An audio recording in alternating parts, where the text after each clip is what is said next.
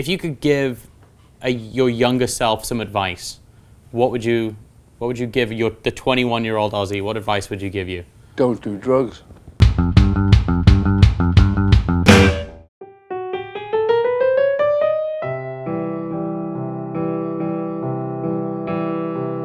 What about the 30-year-old Ozzy? What advice would you give him? Take more drugs.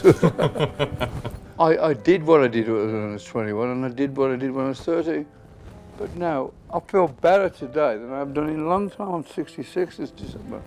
What's the secret? Well, how are you still rocking and rolling as hard as you are? I honestly, I work out, I exercise a lot. I go for regular physicals, call me a hypochondriac, I don't care. I don't smoke anymore, I don't do drugs anymore, I don't drink booze anymore. And I think that says a lot for why I'm here. There's no mysterious fucking, hex from Satan. To be honest with you, I really like being sober because it's like people who never smoked pot in their lives think, at my age, a joint wouldn't hurt. But it's the other way around for me. I've been doing dope and booze since I was about 14. And to be clear-headed and be okay with being okay. Yeah. When you left Sabbath and you went on to go and do your own solo career and release Blizzard of Oz, were you scared that people A, weren't going to like it, and B, you couldn't do it by yourself? But I've said this before, the earliest days of any band thing I've ever been in are the best because you've got everything to gain, nothing to lose, and you've got time to make a good album. Yeah. And whereas when you get the success, you got 4 weeks to get an album, so you kind of get. But people ask me what advice I could give anybody. All I say is, if you are absolutely serious about what you're doing, write as much stuff as you can because once you start going on the road, you never have enough time to do anything. Do you ever regret being a musician? No, not at all. It's been the best thing that's ever happened to me. When I was young, I never thought. I often would think, I wonder what I'll be able to be, a fireman, a bricklayer, I don't know. And then when I heard the Beatles, it changed everything. I wanted to be a Beatle. This Black Sabbath thing, you got to consider, that's 45 years old. We just did the sellout tour, we had the first #1 ever in the United States and 12 other countries. And it was just, wow. Do you like any new music? I like Bruno Mars, I like Snow Patrol, I like a couple of them. Yeah. But it's like the thing with new stuff, if I like it too much, it gets in there. So when I'm doing some work, I'm doing some new music for me, it also indirectly comes out. To me, at my age, there ain't that much new music. It's all the old ideas rehashed. Yeah. But it's another phase. Some of it I like. 70s was great because there wasn't no MTV and there wasn't that many bands around. And in the 80s, it was like it just went. They said to me, "What do you think of the state of heavy metal?" Well, from 70s, 80s, 90s, and now the new millennium, it's completely different every decade. Yeah. Completely. I think the computer age is taking over, and there's a lot of trickery you can do now. Yeah. I've actually had people. I saw guys in bands where they go, "Do you want to jam?" They go, "Jam? What's that?" Oh, just play anything together. They can't do it, so I have to consult my computer for it. I can program a jam sequence on my computer and hit play. But it's like that's what's happening. The art of being in a band is dying. Yeah. I had people come on at Ozfest and go, "Man, if it wasn't for Sabbath, we owe you so much." And I've heard them and I go, what part of that is influenced by Sabbath? But then other music, I go, I get it where they're coming from. But some of it, I'm like, what? But the thing about it, it's not the music, it's what it says to the people. It's like metal or whatever you want to call it has never had any rules. Consider when we first started in about '69, it was all flower power, and if you go to San Francisco, wear a flower in your hair and all that. But we come from Birmingham, Aston in Birmingham, where there's pollution and raining and miserable and close. We were like, fuck off with this fucking bullshit. So we started to write scary music, and that took on, thank God. So what I'm kind of hearing you saying is that metal is more of kind of an attitude and a message you're trying to get it across than necessarily the riffs and what have you. Well, it's got the riffs. You got to have something to play, but it's look. You tell me to not. If you want something to do, well, if you want me to do something, tell me not to, because I've never played by any rules. My sole concern is to get on that stage and give their audiences a great day out. That's what all I am. I don't want to go out and fucking ban the bomber. That's been done. That's for other people. But for me, when I hit the stage, I want to give them my heart on a plate, and that's God's honest truth. What is something about yourself that no one really knows about? What's your sex life like, or whatever? I don't want to know that.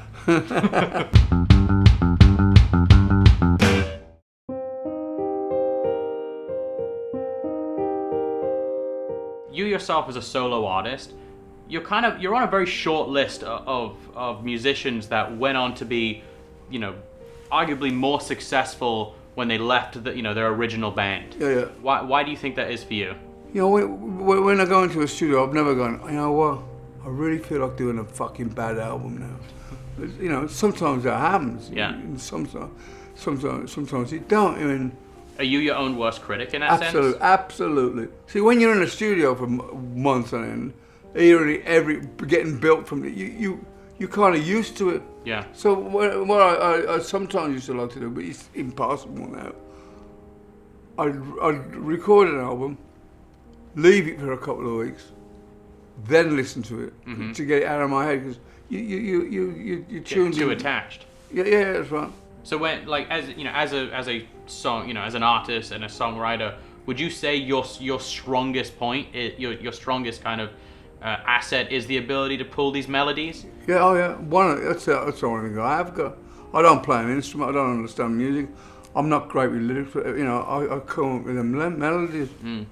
I think you can actually play more music on more instruments than you give yourself credit for. Okay.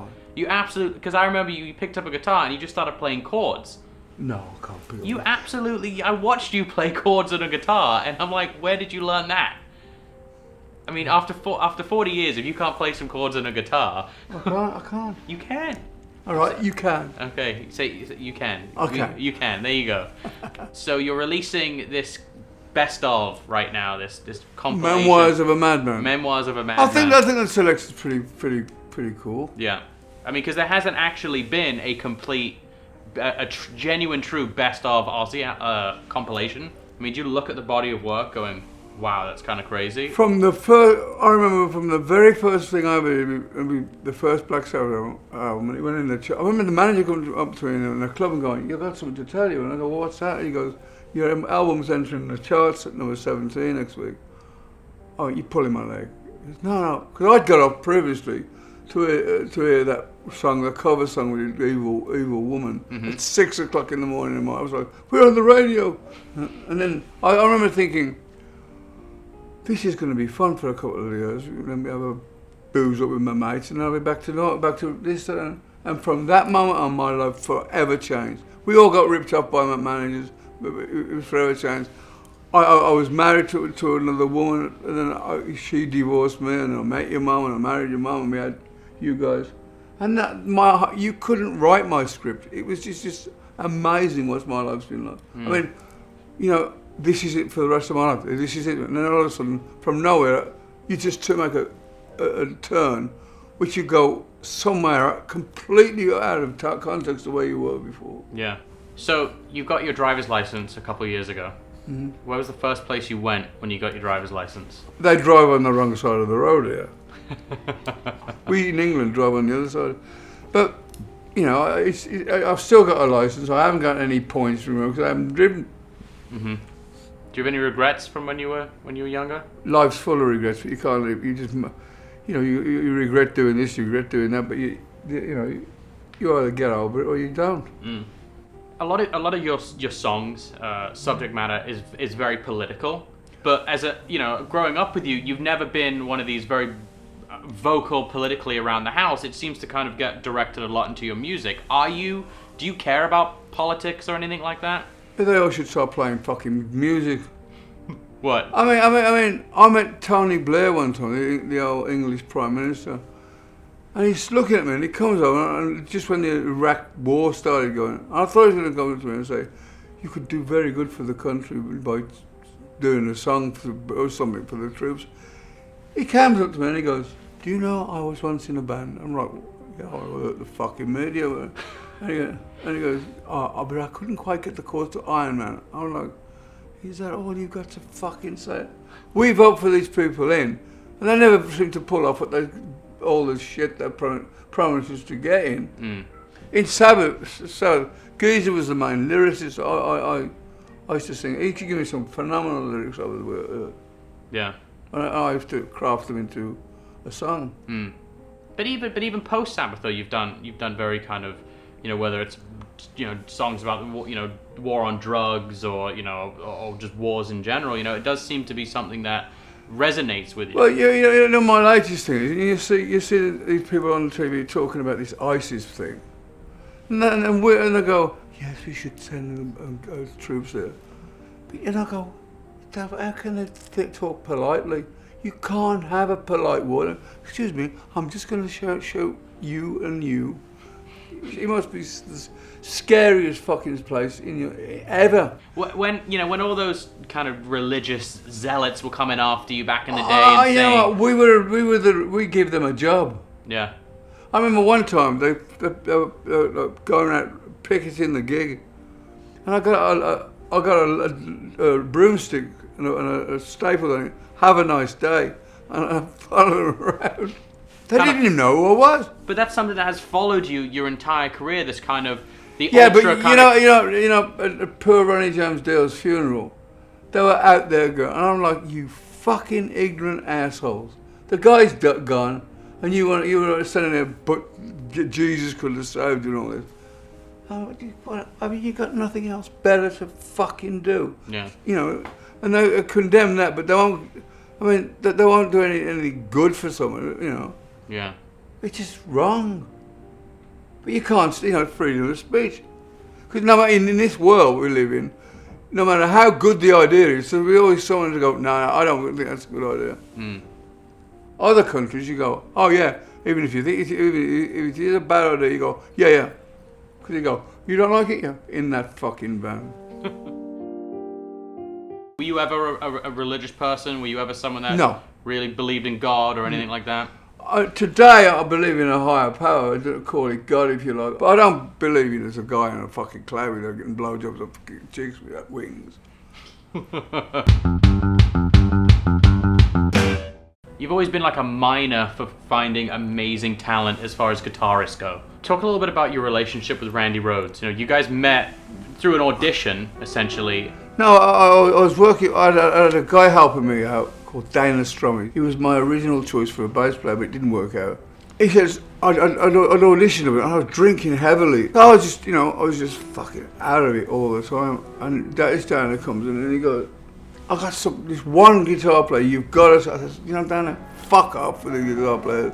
And I just want to go home. I'm fucking sozzled sitting on a chair eating a pizza or something, I remember. And this little guy comes in with blonde hair, and I thought, "Is that a chick?" He spoke. Oh, wow. Suddenly my ears pinned back. He says, "Well, what do you want me to play?" I says, "Play anything." So he starts playing, and I'm like, even in my drunken, stoned out stupor, I go, "Oh, this is fucking one of the best things I've ever heard in my life. Or these drugs are really good." I truly believe if he hadn't have got killed when he did, he would be up there with the fucking big guys. He was fucking phenomenal. Now, your relationship with Zach. I was looking for a new guitar player, and I put the word out. There's like 2 or 3 big bins full of tapes and shit, and your mum said to me, "You gotta start looking at these fucking tapes." They're clutching them. I picked up one and I go, "Oh," and it was a picture. The only one that I picked up, and it turned out to be the guy that I picked, Zach. So you found Zach from picking up a cassette with a picture I picked on up this cassette and I put it back, and I remember reading whatever. I get back to LA and I start auditioning, and I was going to this Zach. I'm going, "I know you from somewhere." And I just looked at him, and he goes, "Oh, we've never met." And I go, I know you from somewhere." And I got up to, when I got back to England, it was him on the fucking, I'm like, this, out of thousands of tapes, the only one I picked up. Yeah. It was weird. I think it was the Force. Right. Talk a little bit about the No More Tears tour, No More Tours. You were going to retire. I decided, you know, I don't want to die on the stage at that point. I was very influenced with alcohol and very influenced with drugs. And I think really it was me saying to me, get it together, you know. At that year, I go, yeah, you're retired. Now what? What do you do? Yeah. I had no reason to get up in them, and that's why people die young. I got no routine. I could remember you obviously being away very active, and then from like 92 to 94, I just remember you being... Fucked up. No, you weren't necessarily fucked up, but you were, but you were constantly looking for something. You know, you bought the dirt bikes, you bought the air rifles, we got all the dogs. It was this thing where like, I just felt like you were bored.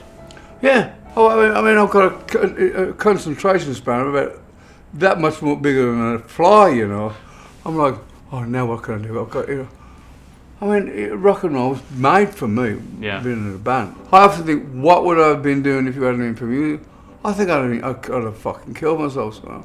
I mean, when I got success, I could afford my own cigarettes, a beer, a bit of dope, and a house and a car, and I would never ever have got anything like that. And music has been the saviour of my life. I mean, look at where we live, you know. I mean, somebody said to me recently, well, coming from Lodge Road to living in Beverly Hills, did you ever dream you'd do that? I had no idea. And then we did it with the TV show, The Osbourne. That was another thing. It was like... What did you think about the show when it happened? Well, for the first year, I suppose, it was fun. But then the cracks started to appear in the family and the pressure. You know, you couldn't go down the fucking street round here. It was like... I know, obviously, being famous and doing what you do kind of comes at a prickly price. Having no anonymity, does that bum you out sometimes? Well, the truth of the matter is this. If I walk down the street and too many people recognise me, I get pissed off. But the same thing, if I'm absolutely honest, if they don't recognise me, then I get pissed off as well. So it's my ego, you know. Yeah. When people do recognise you, what is it that kind of frustrates you? If I'm in a hurry, if I've got to go to a doctor or I've got to see somebody in a hospital, people don't consider that you have a life. You know, I mean, the one place that really gets me crazy is when I'm having a meal in some restaurant and somebody comes up to me and goes, can I sign this? Because that's my time. I'm pretty okay with people most of the times. Your mum says to me, the time you got to worry is when people don't ask you for an order. And I suppose there's some truth in that. But saying that, if I saw somebody I really admired in a restaurant, I would never ever dream of going, hey, so we're from never. Yeah. In the media, when anyone ever seems to write anything about you, it's always prefaced with Ozzy Osbourne, the man that, you know, bit of Dub's head off, a bat, pissed on the Alamo, all that shit. Yeah. Does that annoy you? It doesn't annoy me, but I think if one of the first questions I got to ask is this question, what do bats taste like? I feel like sometimes going, why don't you fuck up? If that's all you got to ask me, yeah, there's something wrong. Every day someone surprises me and gives me a really good question, and I go, well, that's really cool.